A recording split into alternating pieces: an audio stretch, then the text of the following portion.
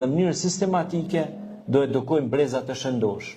Sepse këtë ligjërat do ndëgjojnë vajza dhe djemë dhe do inspirohen nga këto fjalime dhe nga këto mesazhe që vijnë nga gurra e pastërt e ujit të çeltër dhe të kthjellët si Loti që është Kurani famlar, që është më e pastërt dhe më e kulluar se çdo materie lëndore që është syni i njeriu, që është fjala e Zotit që depërton thellësisht në shpirtin e njeriu.